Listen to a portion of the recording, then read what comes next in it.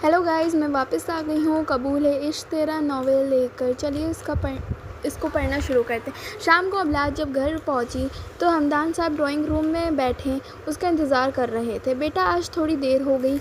जी, hospital में काम ज़्यादा था, अबलाज ने सीधा जवाब दिया और बैग साइड पर रख दिया। हमदान साहब ने उसके चेहरे को गौर से देखा।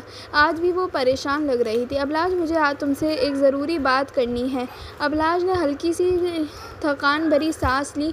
जी बाबा। हमदान साहब कुछ लम्हे खामोश रहे, जैसे अल्फाज ढूंढ रहे हों। बेटा, मैं चाहता हूँ कि अब तुम अपनी ज़िंदगी के बारे में सोचो।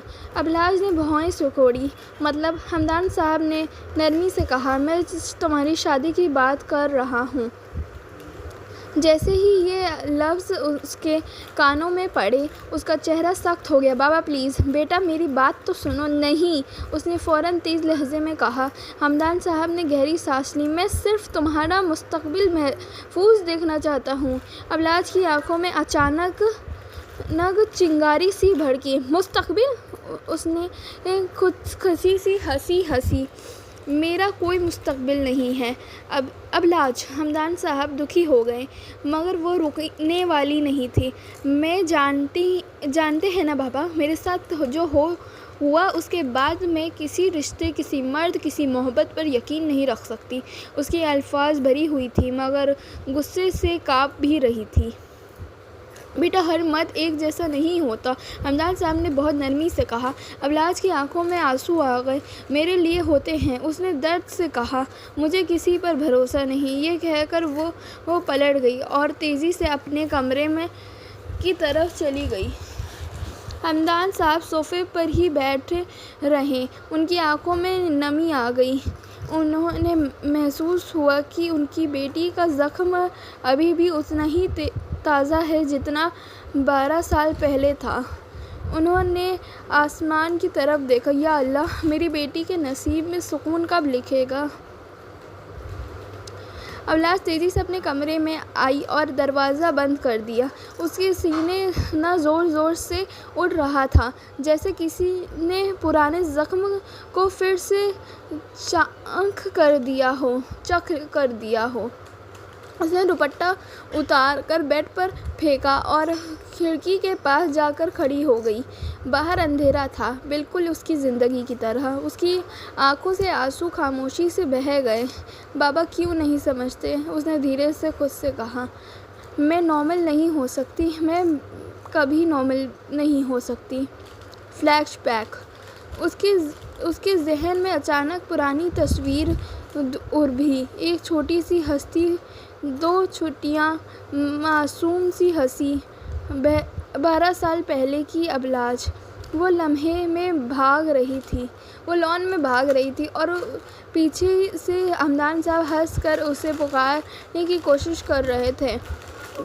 पकड़ लिया मेरी गुड़िया को। छोटी अबलाज खिलखिला कर हंसी। उस वक्त उसकी दुनिया इतनी छोटी और इतनी खूबसूरत थी, सिर्फ बाबा, घर और बेफिक्री। फिर एक और मंज़र। घर में मेहमान आए हुए थे। फरहा आंटी, बाबर अंकल और उनका छोटा बेटा ज़हरान। उस वक्त वो दोनों बच्चे थे। ज़हरान एक कोने में खामोश खड़ा था और छोटी अबलाज उसके पास जाकर बोली, तुम खेलते क्यों नहीं? मुझे ज़हरान ने सीधा जवाब दिया, मुझे शोर पसंद नहीं। तुम इतने अजीब हो, अबलाज ने हंस से कहा। ज़हरान ने पहली बार उसकी तरफ देखा। ये बचपन की उनकी पहली मुलाकात थी। Back to present. अबलाज ने झटके से आँखें खोल दी। उसने फ़ौरन आंसू पोंछ लिए। नहीं, उसने सख्ती से कहा, मुझे कुछ याद नहीं करना, मगर यादें कब रुकती हैं?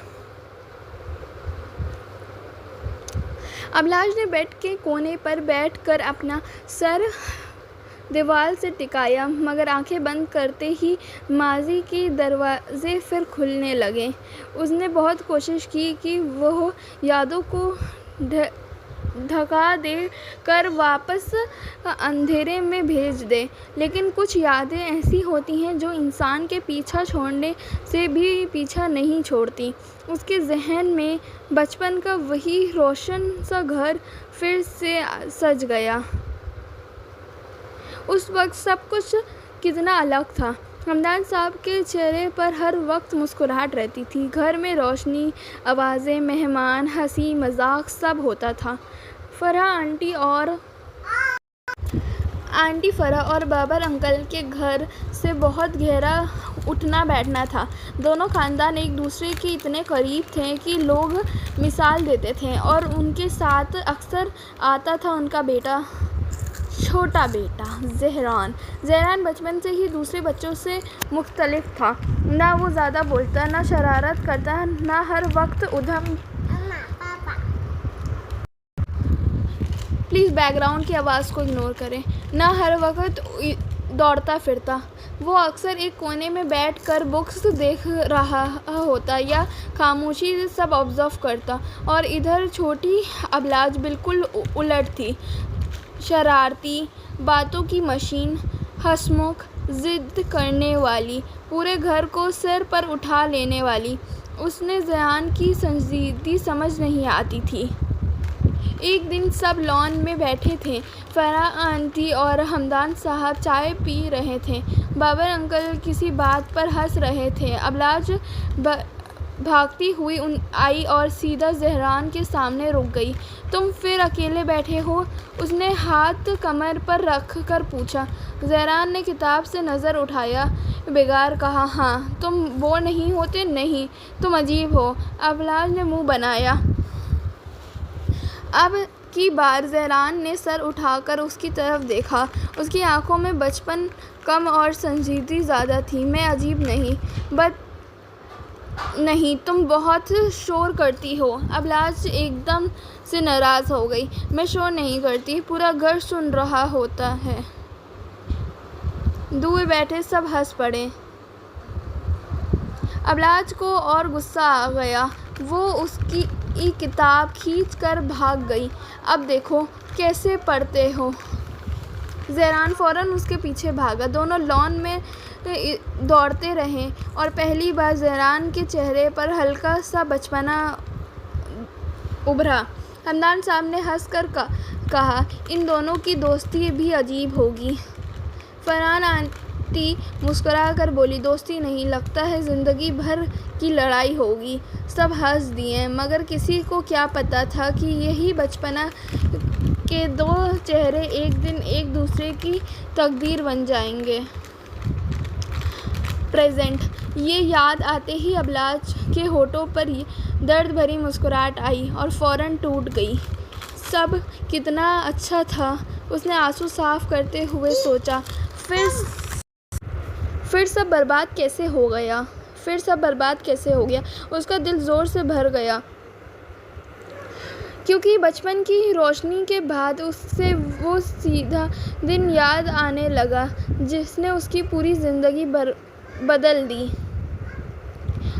ابلاج نے آنسو پوچھنے کی کوشش کی، مگر ماضی کا سلسلہ رکنے کا نام نہیں لے رہا تھا۔ یادیں اس کے ذہن میں ایک ایک کر کے کھل رہی تھیں، جیسے کوئی پرانی ڈائری کے پنے ہوا سے اڑ رہے ہوں۔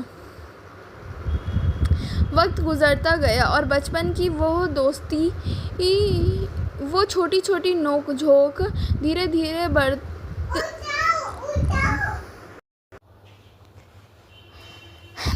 عادت بن گئی۔ جب بھی فرح آنٹی اور بابر انکل گھر آتے، ابلاج سیدھا زہران کو ڈھونڈتی۔ کبھی اس کی کتابیں چھپا دیتی، کبھی اس کے پین لے جاتی، کبھی جان بوجھ کر اس کے سامنے زیادہ بولتی تاکہ وہ اریٹیٹ ہو، اور زہران بھی ہر بار سنجیدگی کا نقاب پہنے رہتا، لیکن دھیرے دھیرے اس کی آنکھوں میں ابلاج کے لیے ایک چھپی ہوئی نرمی آ گئی تھی۔ ایک بار کا واقعہ ابلاج کو آج بھی یاد تھا۔ سب بچے مل کر کرکٹ کھیل رہے تھے۔ ابلاج ضد کر رہی تھی کہ وہ بیٹنگ کرے گی۔ بڑے بچوں نے ہنسی میں کہا، تم گر جاؤ گی، تم سے نہیں ہوگا۔ ابلاج ناراض ہو کر آلموسٹ رو پڑی۔ جب ذیحان آگے آیا اور سیدھا بولا، بیٹ اسے دو۔ ایک لڑکا ہنس کر بولا، اس کی سائیڈ کیوں لے رہے ہو؟ ذیحان نے سنجیدگی سے کہا، کیونکہ تم سب مل کر اسے تنگ کر رہے ہو۔ ابلاج نے حیرانی سے اس کی طرف دیکھا۔